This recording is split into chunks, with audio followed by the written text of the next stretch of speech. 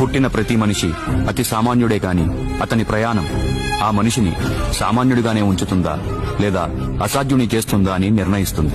చరిత్ర సృష్టించేవారు కొందరు, చరిత్రలో నిలిచేవారు కొందరు, చరిత్ర రాసేవారు కొందరు. అయితే ఎన్ని చరిత్రలున్నా వాటన్నిటినీ తిరగరాసిన వాడు ఒక్కడే.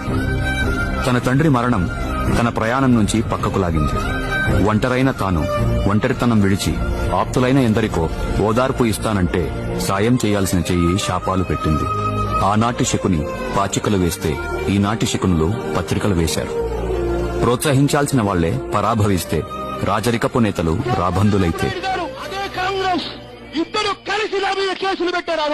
జగమింతేనేమోనని జగన్ జనంతో కలిస్తే దుష్టజాగిలాలు జట్టుగా వస్తే జగన్ చుట్టూ జనం చేరారు.